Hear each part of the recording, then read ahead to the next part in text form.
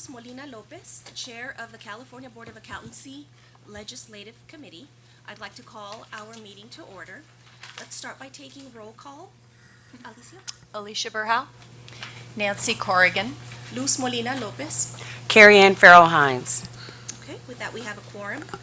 Our first agenda item is approval of the minutes.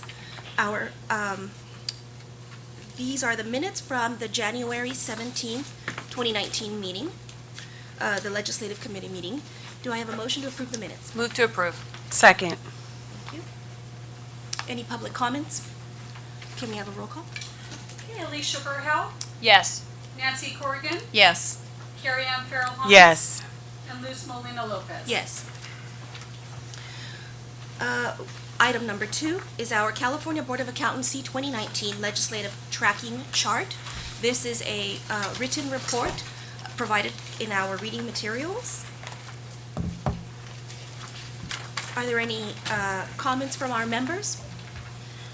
Or any comments from the public? Thank you.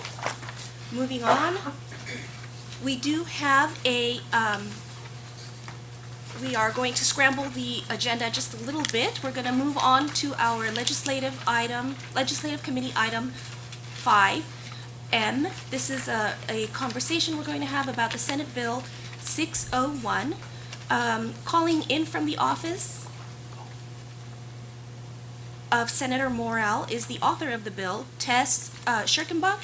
She is on a conference call, accessible from your device in front of you. Mr. Bone, would you like to offer us an introduction? Yes, thank you, Madam Chair. Hope you can hear me. My voice is coming through. No? How about now? Is my voice coming through now? Yes, okay. A little better? Not very Thank you, Madam Chair. Senate Bill 601 would authorize any state agency that issues a business license to reduce or waive any fees required for licensure, renewal, or to replace a physical license for an individual business who was displaced by a declared emergency. As you mentioned, with us today from the author's office is Tess Schirkenbach, who wished to address the LC on the Senator's bill. Tess, are you there? Yes, I'm here. Hello. Good Can you hear me? I think we can hear you just fine. The floor is yours. Excellent. Well, it's an honor to be with you all today and get to speak before the board. I appreciate your time, and I'm excited to present to you SB 601 on behalf of Senator Mike Morrell. As Aaron mentioned, this bill would authorize a state agency that issues a business or an occupational license to decide to reduce or waive fees for licensure, renewal of a licensure, or the replacement of a physical license, or a person who's been, or a business that's been displaced by a state or federal emergency within 1 year of that emergency case. And this was brought to our concern because of California's recent and incredibly damaging, costly natural disasters. And these have just decimated local economies, as most are aware, and businesses. In fact, FEMA estimated that well over 380,000 businesses have been decimated in 9 counties across the state just in the last several years as a result of these state and federally declared emergencies. So in an effort to streamline economic recovery efforts after these disasters, there is current precedent within the Business and Professions Code that has empowered the Board of Optometry to reduce or waive fees for a person who has been displaced by one of these federal or state emergencies. And this is just in an effort to encourage them to get back to work as soon as possible. So we see this as a really powerful tool to encourage economic recovery in the wake of such a devastating year for Californians. So with that in mind, we think that this bill would help in the aftermath of these emergencies when expenses are piling up for victims and they have to replace important documents and possessions, which include business licenses and documents. Many of these people have lost everything and they're just struggling to rebuild their lives and businesses. And we think that anything that the state can do to relieve pressure on those affected and help ease their transition back to normalcy should be of highest priority. So with that problem in mind, we believe that a great solution to that is SB 601, which is entirely permissive and would allow a state licensing entity to reduce or waive the fees associated with licensure, and that would include the renewal of a license or replacement of a physical license for display. in specific cases where a business or a person can demonstrate to the state on that board that they were the victim of a federal or state declared emergency within 1 year of that incident. And I would also like to mention, if you have the fact sheets in front of you, we have some updates as far as who is in support of this bill. We're excited to announce that the R Street Institute has taken on sponsorship of this bill, and that we have also secured the support of the California Fire Foundation, which is an economic recovery effort for Butte County in the wake of the Camp Fire. So we're really excited about this bill and happy to speak to you about it today. And I know that Senator Morrell would appreciate and be honored to have the California Board of Accountancy support as well. So thank you so much for your time. Thank you very much, Ms. Schirkenbach. Pardon my voice. I do have one question. The period of 1 year where the waiving of the fees or reduction of the fees for licensing, is that consistent with the optometry board? Yes, I believe that that kind of standard came from the statutory precedent that we found in the B&P code relating to the Board of Optometries. Thank you. Are there any questions? Yes. Thank you for your presentation. My name is Alicia Burhout, the Board of Accountancy. For this emergency, for the 1 year, where would the costs go? So for example, with our licensees for the Board of Accountancy, would the Board of Accountancy incur those costs, or would the state incur the costs, or would the DCA incur those costs? It's a little bit challenging to hear you, but I think your question was related to who incurs that cost. I think you can correct me if I'm wrong. But That is correct. the answer to that is that, again, as I mentioned, this bill is entirely permissive, which essentially just means that we're vesting the power and the decision-making to the board that issues the license. So you as the board would make that determination if you decide how much or if at all to waive or reduce fees, knowing that if you do make that decision, that it would be incurred by the DCA. The individual boards? Okay. State. This is Aaron Bone. Tess, I think the bill is actually silent on that point, but it doesn't specifically, to Ms. Burhout's question, doesn't specifically state who would bear that cost, but I think the implication is that each state agency would bear that cost should they choose to waive or reduce the fees. And then, Mr. Bone, we don't have any type of how much it would cost the Board of Accountancy as of yet? We do not. That would be very much dependent upon whatever disasters would be occurring in the future. So projections would be difficult. Okay. Any other questions or comments? Do we have a motion to adopt the staff's recommendation in support of this bill, SB 601? I move to approve. Do I have a second? I second. Thank you. Any other questions or comments? Any comments from the public? Okay. All right, Luz Molina Lopez. Yes. Mary Gion. Yes. Carrie Ann Farrell Hines. Yes. Nancy Corrigan. Yes. And Alicia Burhout. Yes. Thank you. Motion passes. Okay, so we can head back into, Yeah, Tess, thank you very much for joining us. We're going to end the conference call. thank Thank you. you so much. I appreciate your time. Have Thank a you. great day. Goodbye. Thank you. Let's go ahead and get back on track with our agenda. We're going to move on to agenda item number 3. Mr. Bone? Thank you, Madam Chair. For this item, staff are asking the LC to take 2 actions. First is to approve the draft written responses to the questions posed by the legislature during the sunset review process. And the second will be to approve a position on Assembly Bill 1521, which is the bill to extend the CBA's sunset date. In addition, this item provides the CBA the opportunity to discuss options to expedite a fee increase for the CBA.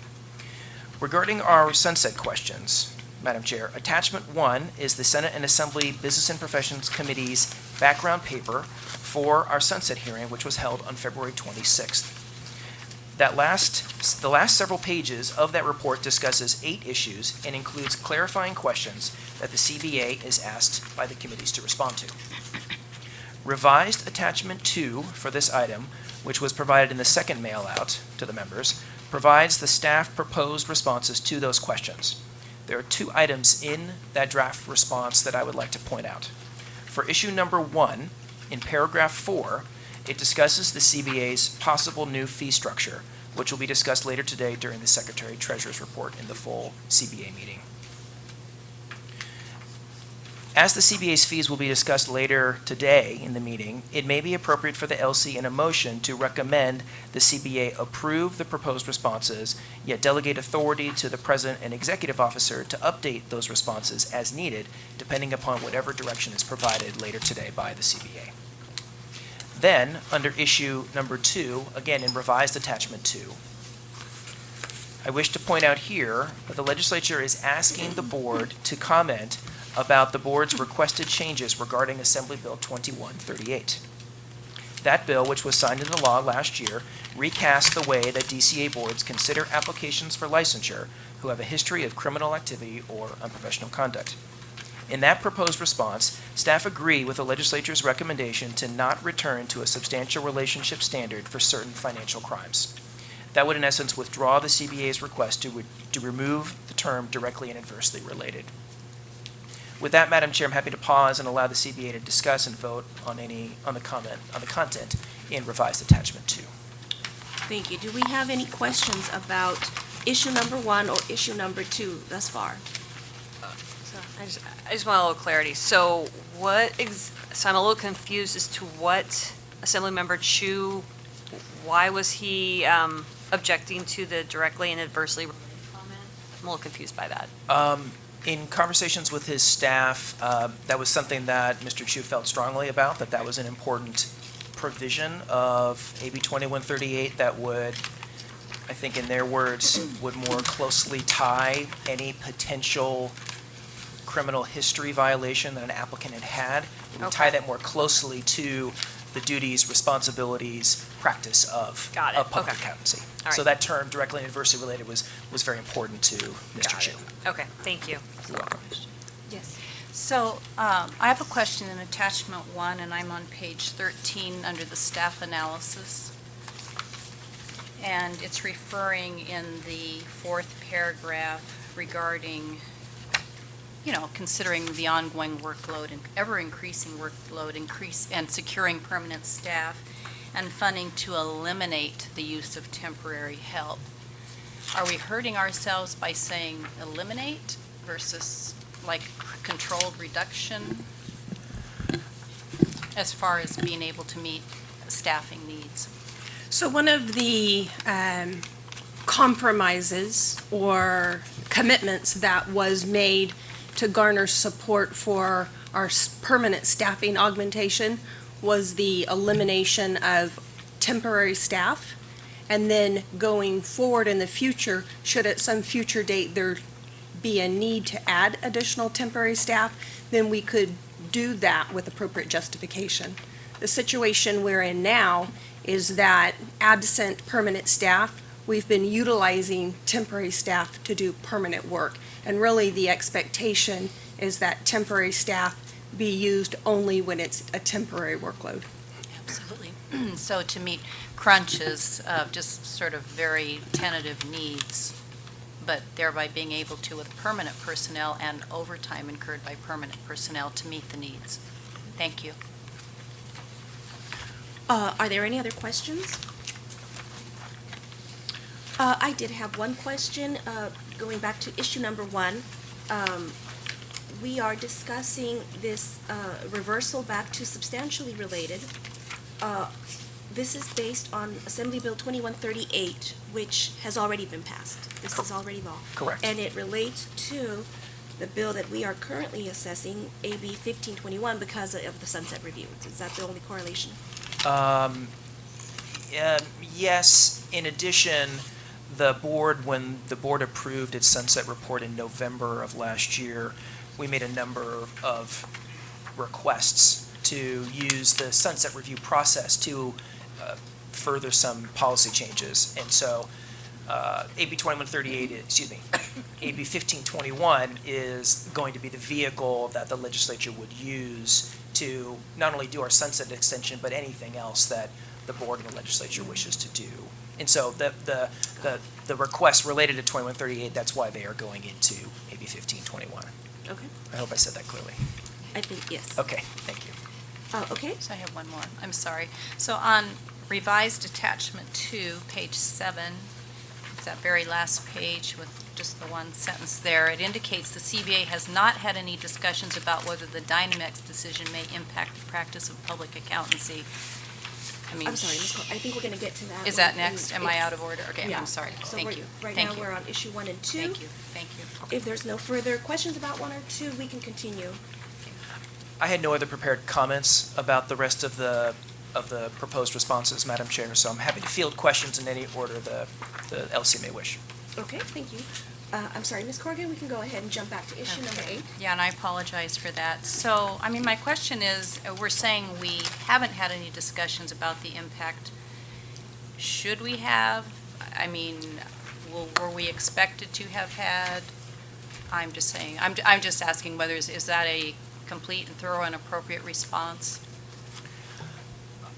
Well, I believe it's definitely, so I It believe the answer says is where we are, yes. what I we've believe done it- and haven't done. Yeah, so I would agree with that, too. Yeah, I do believe it's a complete and an accurate response. It is, yes, I agree.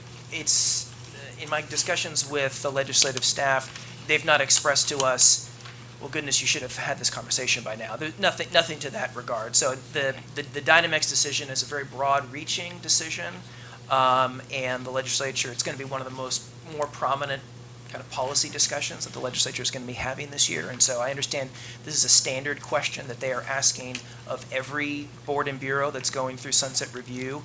And so they simply wanted to kind of put on record, what have we done, if anything, so far on this matter? Okay, thank you. I understand that more thoroughly. Thanks.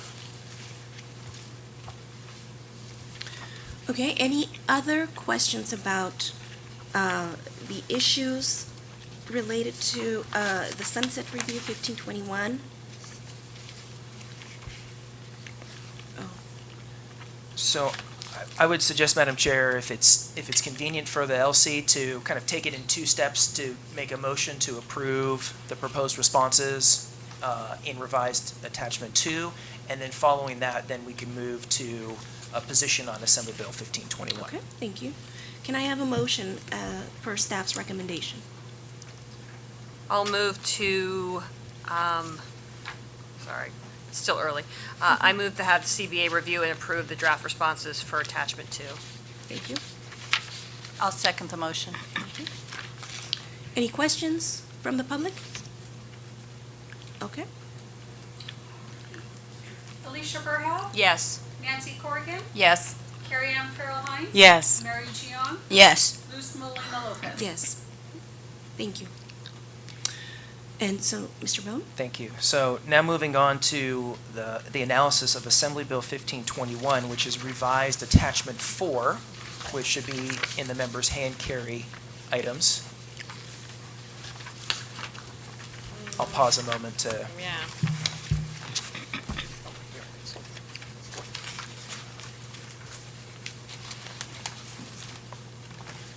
This was emailed out to the members yesterday.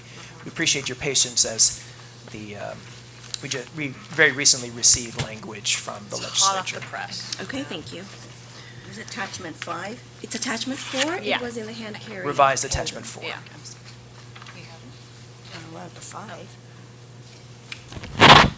Maybe it's in here.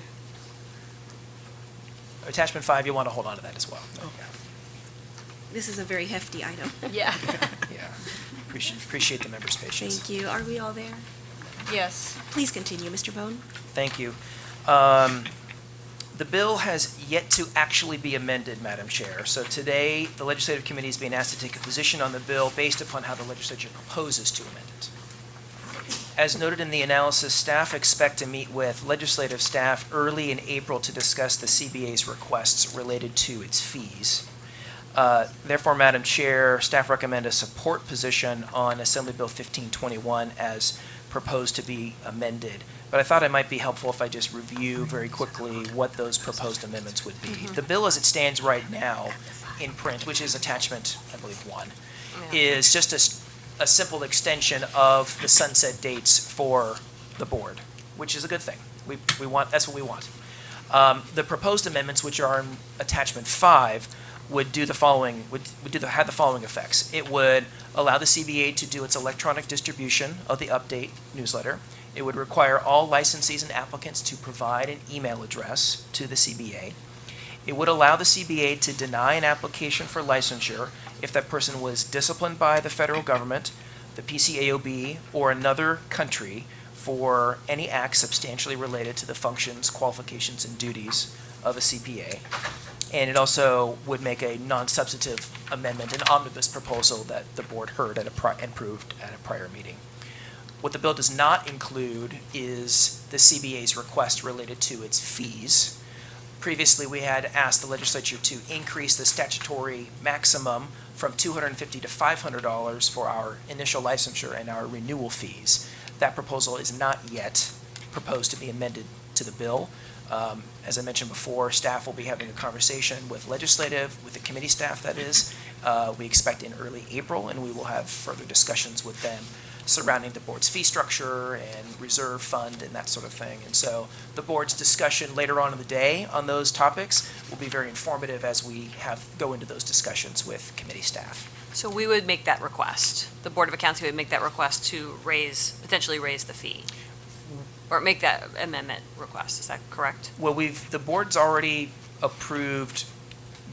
directed staff to seek an increase in the statutory maximum, Okay. moving from $250 to $500 for the two fees that I mentioned. Mm-hmm. But if the board wishes to direct staff to do other things to expedite a fee increase, then that would, something that also may be discussed. Well, it's actually later on in this In item, that. but the board I would expect may have discussions during the Secretary Treasurer's report on that matter as well. Okay. Thank you. Any other questions on this? So with that, we do have a support recommendation. And I would add to that the staff suggests that we include in the position letter some statement to the effect of that the board looks forward to continuing to work with the legislature to resolve any concerns about the CBA's fees, so that way the board may have adequate revenue and a prudent reserve. I Thank just you. have one other quick question. So if we do a support, would we say a support if amended, or just a plain support, and then we'll add the amendments later? My recommendation is a plain support. Okay. I think because the bill as it is right now, again, it extends our sunset, which we want. It also includes much of what the board has asked for, which is a good thing as well, with that caveat of including in the support letter that we look forward to, continuing to have our discussion about the fees. Okay. I move to approve the position for AB 1522 as a support. Do I have a second? I'll Second. Okay. Any questions or comments from the public? Let's move to roll call. Luz Molina Lopez. Yes. Mary Jiang. Yes. Carrie Ann Farrell Hines. Yes. Nancy Corrigan. Yes. And Alicia Burhouse. Yes. The final matter on this lengthy item 3, Madam Chair, is mentioned on page 2 of the paper under the header of options to expedite a fee increase. Staff are exploring the following options, Madam Chair. First, to request DCA and other control agencies to accelerate their review of CBA-related rulemakings, fee-related rulemakings, excuse me. We're also considering pursuing the emergency rulemaking process that's available to the CBA under current law. And lastly, discussions with legislative staff about possible changes in statute that would further our goals with regard to our fees. So there's no action that's required on this issue, Madam Chair, simply an opportunity for the LC if they wish to have any discussion or provide any comment, again, moving into an anticipation of further discussions under the Secretary Treasurer's report later on in the meeting.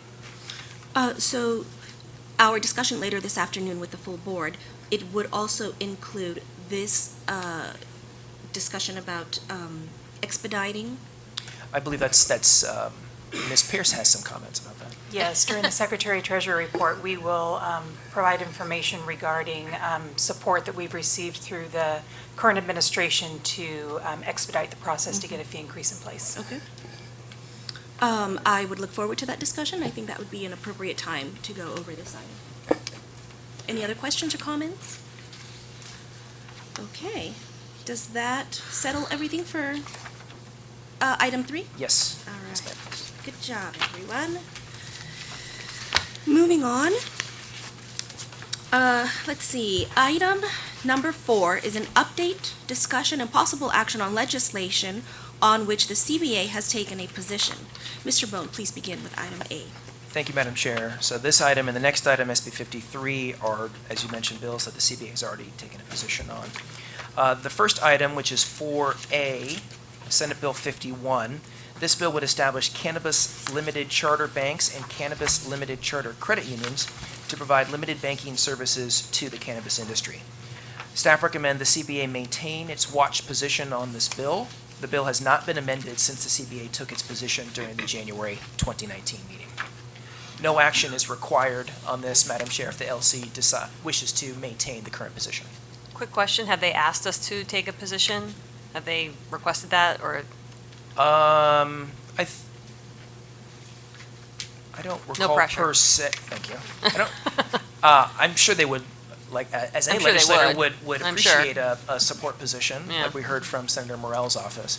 I think they've expressed interest as I've reached out to them. They've expressed interest in what the board's position may be. I've communicated to them that we presently have a watch position, and they've not come back with, well, what can we do to, resolve anything. So Okay. I hope that's responsive. Thank you. Any other questions? Okay. Moving on to the next item, 4B, Senate Bill 53.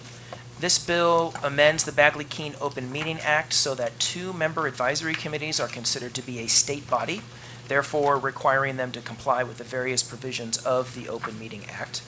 Staff recommend we maintain an opposed position on this bill. There were recent amendments to the bill, but they were non-substantive. And I would note, as I mentioned in the analysis, that the bill did pass the Senate Governmental Organization Committee by 14-0 vote last week, and it will be having a hearing in the Senate Appropriations Committee later on in the spring. Madam Chair, there's no action required if the LC wishes to maintain its opposed position. Thank you. A question on this one. Can you help me understand a little bit more the progression that this bill has made? Just recently, it had a 14-1 vote, which is a little disconcerting since the CBA's position on this is to oppose. So you're correct. It did have a vote in a policy committee. I believe that's the only policy committee that the bill was referred to. So the natural progression, so to speak, would be after it passes policy committees, it then goes to the fiscal committee, which is the appropriations committee in the Senate. Absent, any concerns or opposition, I would expect the bill to move through that. My expectation is that the bill will continue to enjoy a lot of support. The bill did so in its previous iterations. I think it was nearly unanimous, the legislature's approval of the prior similar versions of this bill. The prior Governor Brown, vetoed those two bills. And with the new governor, it's an opportunity for legislators to make another attempt at bills that were previously vetoed by the prior governor. I'll say what Yes, Aaron please. can't. This bill is a solution in search of a problem. There's no issue. So the Governor Brown vetoed this several times, basically saying that we have the protections in place and this bill is unnecessary. So that's why I continue to maintain that we should oppose this. Thank you. But yeah, this is just a solution in search of a problem. So I do tend to agree with you, Ms. Burhout. It's just, if it went as far as the governor's desk and it got vetoed in the past, I'm curious to why, again, it's going through the process. And again, it's finding the same vigor as before. I just hope that at the end, we do end up with our. It's a opposed head position scratcher being- for me too, because we've asked previously why, give us some examples of why this bill is necessary after Governor Brown had vetoed it previously, and they haven't given us any of that information. Okay. I did receive one well, yes, so One. I did. Oh, sorry, one. I've asked, so I didn't get an answer from some of my questions that the board asked me to offer to them. But in reading in a committee analysis, they did offer an example that was printed in the committee analysis of when Governor Brown had a much publicized discussion summit, so to speak, with the current president of the UC Board of Regents, and they had stated that, well, the two of them are going to kind of meet and work some things out as it pertains to the University of California. And that is one example that the author cites of that was in essence a two-person meeting, and those meetings should have been noticed and publicly available for the public to participate in. Do you happen to know how the UC Regents feels about this? I do not have that information. Well, being that that's the one example, I would be curious to know how they feel about this bill, SB 53. So I understand there is no need to take a motion if we are not changing our CBA position for opposing this. Is there any other questions or comments about this?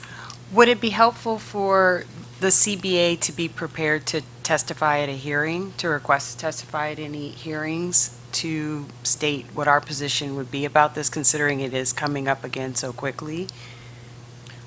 That's an option.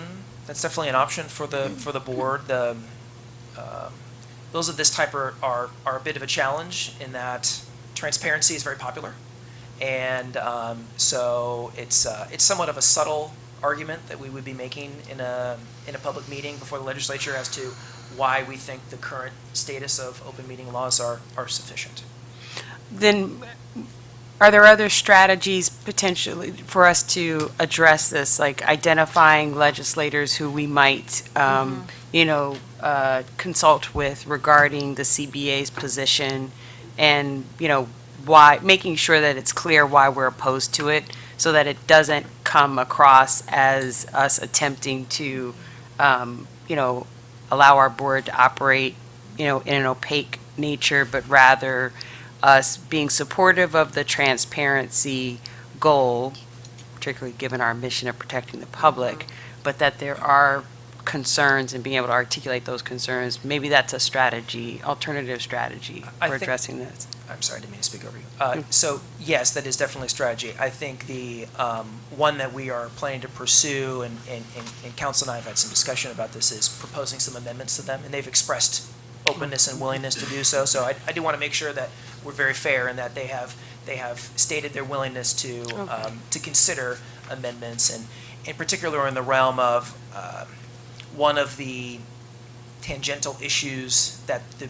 bill raises is outreach activities or meetings that the board may have with the legislature or within the administration where two members would be prohibited absent a public noticing.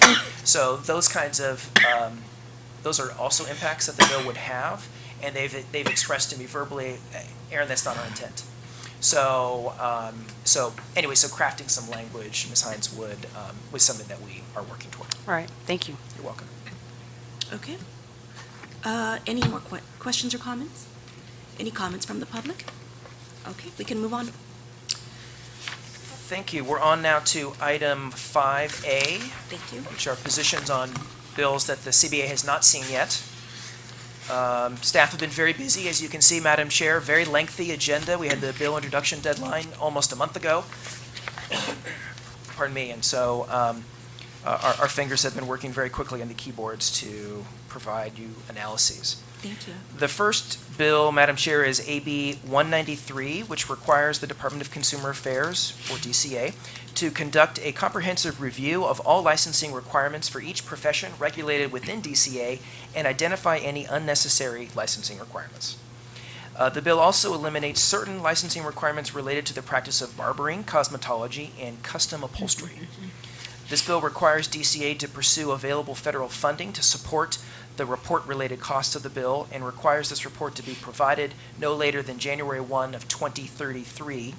And the report shall discuss any unnecessary requirements that it identifies and provide recommendations whether to keep, modify, or eliminate those requirements.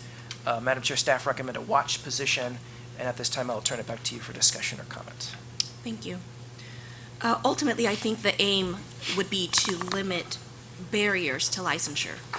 Also, by streamlining any process, I think that is a very good endeavor to take on. Are there any comments on this bill? Do I have a motion to approve staff's recommendation to watch this bill? Move to watch Assembly Bill 193. Can I have a second? Second.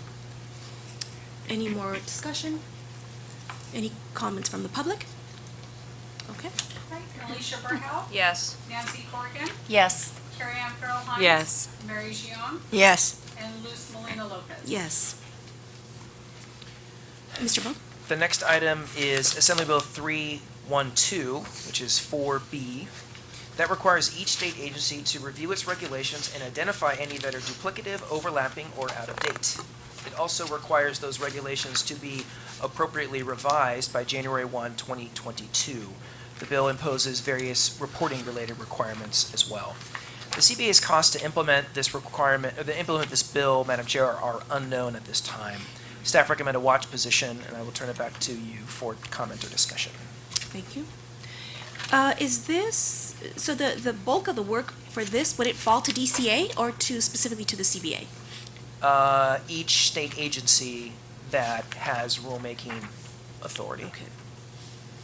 So some to DCA because they have boards, and so they're bureaus, so the DCA might have some work, but us as a Definitely. rulemaking body would have our own workload associated. Okay. Is there any comments or questions on this? May I have a motion to approve or to accept staff's recommendation to watch this bill? Move to adopt a watch position. Can I have a Second. Are there any questions from the questions or comments from the public? Okay, roll call, please. Alicia Verhow, Yes. Nancy Corrigan, Yes. Carrie Ann Farrell Hines. Yes. Mary Jiang, Yes. and Luz Molina Lopez. Yes. Thank you. The next item, 4C, is Assembly Bill 476, which requires DCA to create a task force to study and issue a report regarding the licensing of professionals trained outside of the United States and to issue a report to the legislature. The task force would consist of 15 members, including the DCA director, various members from certain state education bodies, representatives of the private sector, as well as nonprofit organizations that serve the immigrant community. Staff recommend a watch position on the bill, Madam Chair. Thank you. Again, this is another bill that would aim ultimately to reduce barriers to licensing. And so I do feel that that would be something that the CBA would want to move towards. Is there any other questions or comments on this item? Move to watch AB 476. Can I have a second? And I'll Second. second. Thank you. Any questions or comments from the public? Roll call, please. Okay, Luz Molina Lopez. Yes. Mary Jiang, Yes. Carrie Ann Farrell Hines. Yes. Nancy Corrigan, Yes. and Alicia Verhow. Yes. Thank you. The Item next- D. Thank you, Madam Chair. AB 613 creates a new process that authorizes a DCA board to adjust its fees according to the increase in the California Consumer Price Index, or Cal CPI. The bill sets up a separate process that would complement a board's existing procedure to change their fees through regulation. Specifically, once every 4 years, a board would be authorized to calculate a fee increase based upon the change in the Cal CPI relative to the preceding 4-year period. The bill requires the DCA director to approve the proposed increase, except under certain limited conditions. This bill would provide the CBA an additional pathway to adjust its fees. Therefore, staff recommend a support position. I'm happy to answer any questions at this time. I do have a question. It might be a silly question, but so I understand the language here is to increase no more than once every 4 years per the Consumer Price Index. My question is does it ever, would that allow ever to decrease per the Consumer Price Index? Does the Consumer Price Index ever decrease? So I'm no expert on the Consumer Price Index, I will confess. Really? Yes, that is a true statement. Board of Accountancy. I know I'm going to pay for that That's one. fair. So, I know. The bill does speak to fee increases, Madam Chair, and the bill is permissive. So I suppose if the CPI had some sort of a decrease in there, the board could not elect to go down this pathway. So there's no requirement placed upon the board. As I mentioned, simply an additional expedited pathway for the board to adjust its fees in relation to the cost of goods and services that increase over time in California. So this would be an expedited pathway. It doesn't mean that we wouldn't have to follow the rulemaking process as we currently are. We would not have to follow the rulemaking Oh, process. okay, it would separate. eliminate that. This is a wholly separate and apart process Mhm. outside of the rulemaking process, so it would be very rapid. No, I just mean adopting the rulemaking process specifically for raising our fees. It would eliminate the need to do that.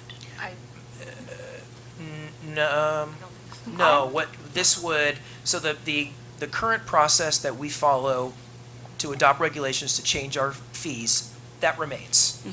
This bill puts a different pathway that we can also follow to increase our fees. It's a separate pathway, it's a narrow pathway, limited to fee increases related to that change in the consumer price index. Okay. Did I say that clearly? Is that helpful? I do understand now. It's two separate processes. Completely separate, yes. Aaron, I have a question. Yes. Have you spoken with the author's office about this? Yes. Because this was not, okay, so that's what they've told you, or that's, Yes, I Because think I to know what me- you, go ahead. oh no, just because to me that looks like you're doing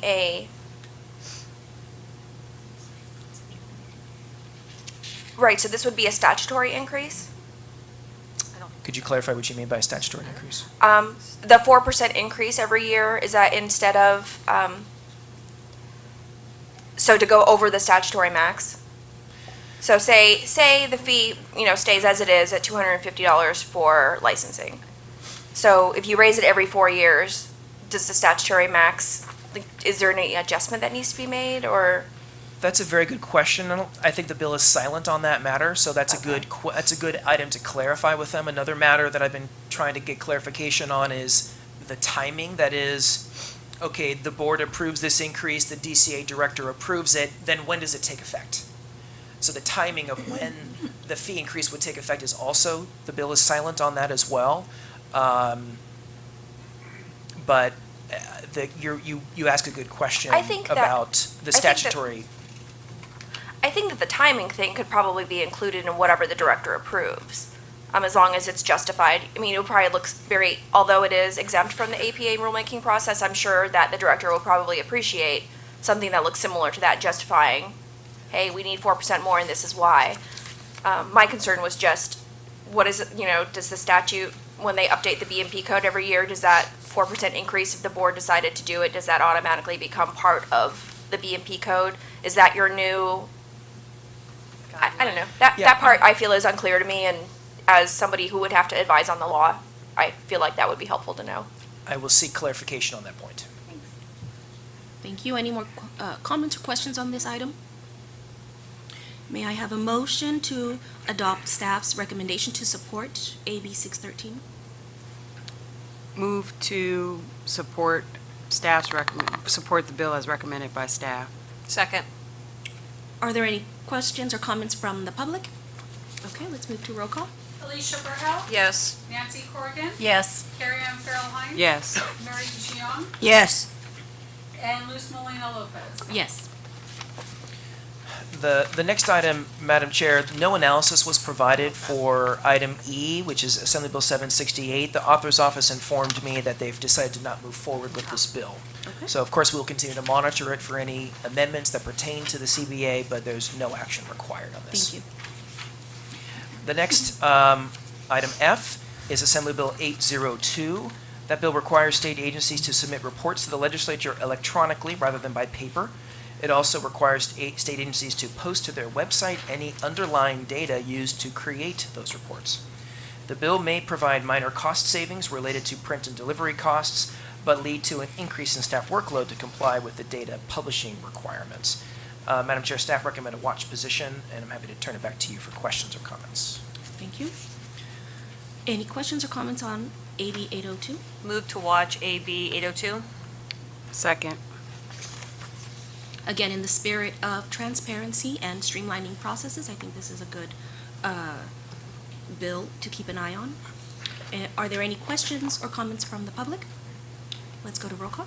Luz Molina Lopez. Yes. Mary Jiang. Yes. Carrie Ann Farrell Hines. Yes. Nancy Corrigan. Yes. And Alicia Verhout. Yes. Thank you. Item G is Assembly Bill 931, which requires on and after January 1, 2025, that the composition of each state and local board and commission with appointed members, it sets up a requirement for a certain number of appointed members to those state and local bodies to be appointed, to have women appointed, have a certain number of women appointed to the state and local commissions, forgive me. The number of required women members would be dependent upon the size of that board or commission. The bill also makes related findings and declarations. This bill is similar to Senate Bill 984 from the prior legislative session, to which the CBA adopted a watch position on that bill. The prior bill only impacted state bodies, but this bill also impacts local boards and commissions and includes additional findings and declarations. In light of the CBA's position on the prior bill, staff recommend a watch position. Madam Chair, and I'll turn it back to you for comments or discussion. Thank you. Are there any questions or comments on this, Alicia? I have a question. So right now, so at least with our previous governor, Governor Brown, he had made it an incentive and implemented a policy of making, his appointments 50-50 for boards. Is this bill would mandate that? Yes, it would mandate in statute a specific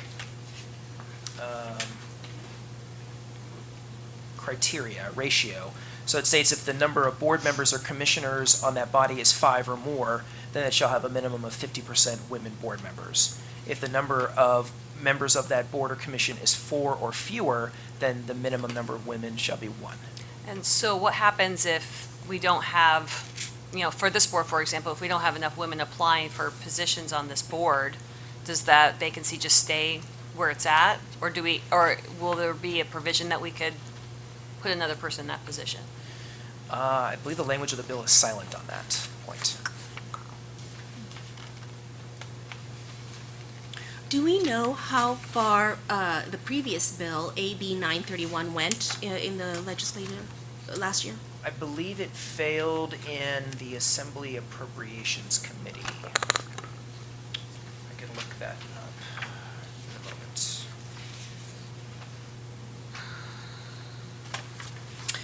This is a tough one for me because Yeah. it's at every opportunity that I see, I think women should be encouraged, should feel invited.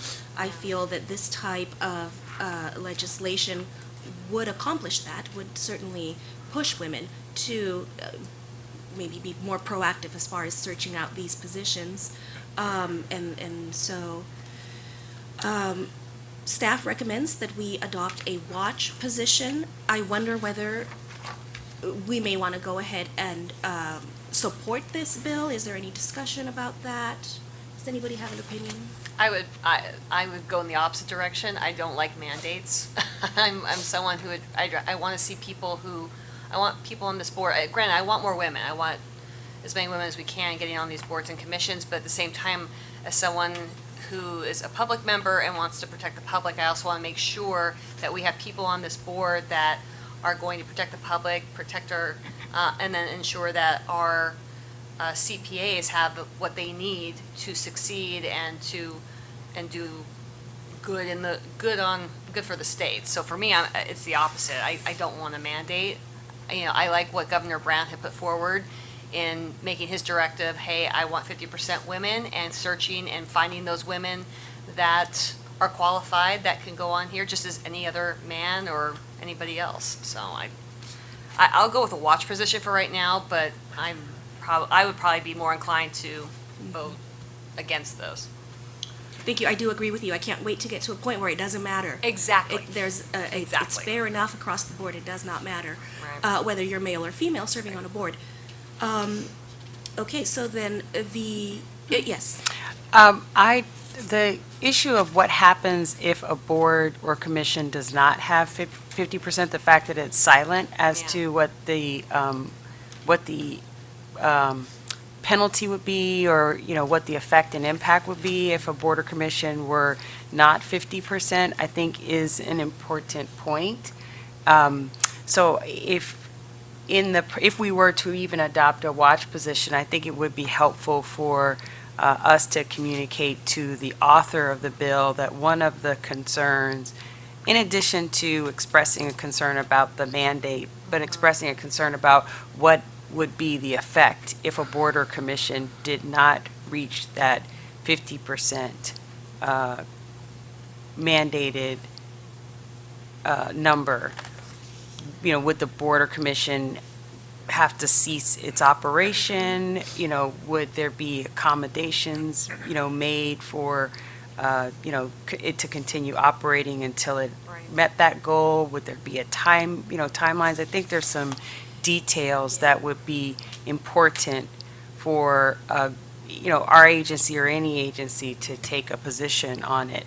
What I found was significant in this bill is the mandating of collecting data from not only the state boards and commissions, but also for local boards and commissions, because right now there aren't adequate rules and policies in place to collect data so that we can have really good we can do good analysis as to what the impact of having even mandated, requirements would be, like what impact it has on the policy and the operation of the board, or if it's a way for you to be able to look back on whether or not there has been some negative impact by, penalizing boards that don't meet the requirements. So I think it needs some more information from the author. I think it's a laudable goal, and I think it's the next step in what the Governor Brown attempted to achieve, and I think we're in a position to be able to provide some additional feedback to the author in achieving the, important goal that it looks to achieve, even if this bill doesn't get us there. Well, and I like one point that you made too. I mean, we've had quorum problems in the past with this board when we haven't had board members appointed when we've needed them, to the point where, we're scrambling at the end trying to get people to come or stay in a meeting for a vote. So that's another clarification for the author I would like to get from them is, if we can't, find those people, I don't want this board to be impeded by, not being able to get business done on behalf of the consumers and on behalf of our CPAs.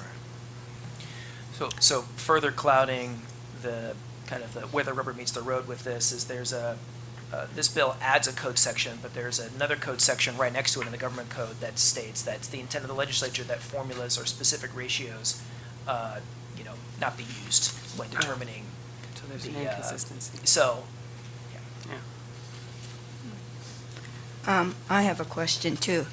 Now, part of this bill says 50% being women, and I see the word ethnic diversity. How does it address ethnic diversity, being male or female? Because if you have all white on the board, 50% male white, 50% male women white, where's the ethnic diversity teeth comes into this? it does not speak to ethnic diversity, it simply speaks to gender diversity. But maybe the bill support, maybe to bring that into the bill as well as women and ethnic diversity.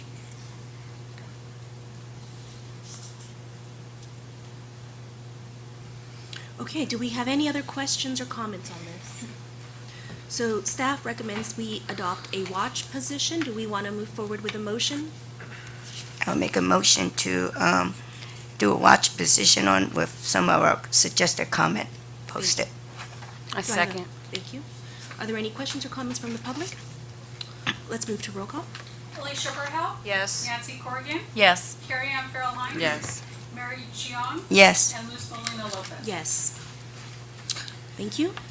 Thank you, Madam Chair. Next is H4H, Assembly Bill 1140. This imposes a new requirement upon tax preparers who are registered with the California Tax Education Council, or CTEC. This bill does not impact CBA licensees. I would like to point out that in your hand carry items, there should be a fact sheet for this bill, which I believe was received and distributed late to the members. Affected C-Tech tax preparers would have to make specified written disclosures to a client of theirs who is applying through their tax return for the California Earned Income Tax Credit, or the Cal EITC. This tax credit is an anti-poverty program that is focused on financially supporting working families. The required disclosures would include the total fees being charged by the tax preparer, an estimate of the amount of the tax refund that the client would receive if they did not pay the tax preparer, and a statement that the client may be eligible for free tax preparation services through the IRS's Volunteer Income Tax Assistance Program. The bill requires the disclosure be printed in not less than 20-point font, be signed and dated by the client, and retained by the tax preparer for at least 3 years. The disclosures must be provided in English and in certain predominant non-English languages. Staff recommend a watch position on this bill, Madam Chair, and I'll turn it back to you for discussion or questions. Thank you. Any questions? Yes. Why is the recommendation a watch position as opposed to a support? The bill does not impact the CBA, because the bill is aimed at tax preparers who are registered with the tax C-Tech. And in discussions with the author's office, they expressed to me that they think not very many tax clients of CPAs would necessarily be eligible for the Cal EITC program, because it's it's means-tested, low-income program. And so their goal at this point is to put those disclosures in front of that particular audience, which they think are more likely to be low-income individuals and families they believe are more likely to be served by this particular type of tax preparer rather than CPAs. It also does not include tax attorneys. I believe enrolled agents are also not included within the bill. But we take positions on bills that don't necessarily fall under the mandate of the CBA frequently. The one we just looked at, the one we just looked at would impact the CBA, but we often take positions on bills that don't affect the CBA necessarily directly, but they do affect, or they are consistent with the mission of the CBA, which is the protection of consumers and the protection of the public, and in support of transparency. So this seems like a bill which could get additional credibility by having the support of an agency like ours, whose mission is to protect consumers. So that's why I wondered, why wouldn't we just express our support of the bill unless there was some, outstanding reason for us not to, or because it might complicate our work. I do agree with you, Ms. Hines. I think lending our credibility would bolster this bill. Any other questions or comments? I would move Okay. to support the bill So I'll instead of a second watch, that. it would be a support. instead of Right. watch. And I'll yeah. second that motion. So this is a different position from what is recommended by staff? Okay. That is the board's Okay, so the motion is to support this bill. Are there any questions or comments from the public? Any other discussion? Let's move to roll call. Luz Molina Lopez. Yes. Mary Jiang. Yes. Carrie Ann Farrell Hines. Yes. Nancy Corrigan. Yes. And Alicia Burhout. Yes. Thank you. Next item. The next is Assembly Bill 1271. This bill requires DCA on or before January 1 of 2021 to provide a report to the legislature that contains specified information relating to licensing examinations for each licensed profession and vocation under the department's jurisdiction. However, according to the author's staff, Madam Chair, it turns out this is actually a spot bill, and we are awaiting further word from them as to how they plan to proceed. Therefore, we recommend a watch position. Move to watch AB 1271. Second. Any other questions or comments? Discussion from the public? Roll call? Alicia Burhout. Yes. Nancy Corrigan. Yes. Carrie Ann Farrell Hines. Yes. Mary Jiang. Yes. And Luz Molina Lopez. Yes. The next item, J, Assembly Bill 1521, was addressed under item 3. Madam Chair, I apologize, it appeared duplicatively in this place. So this item has already been dealt with under item 3. So no Oh, action yes, is that's right. necessary at this time. Thank you.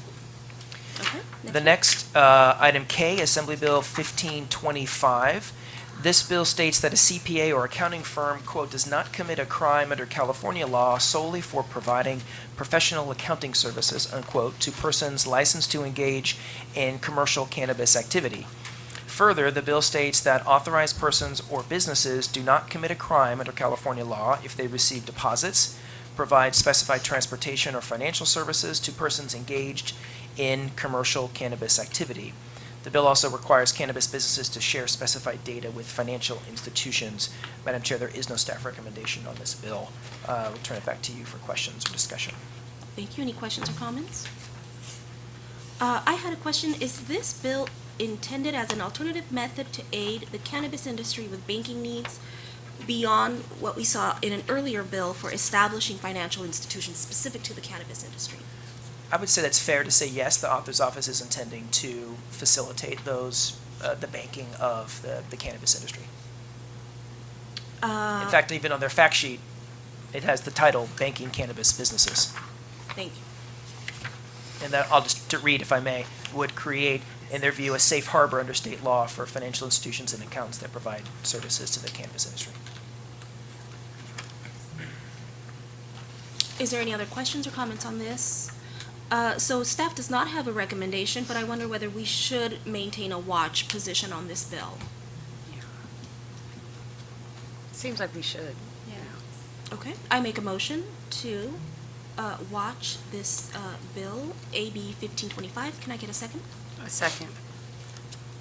Any questions or comments from the public? Roll call, please. Luz Molina Lopez. Yes. Mary Jion. Yes. Carrie Ann Farrell Hines. Yes. Nancy Corrigan. Yes. And Alicia Verhow. Yes. Thank you.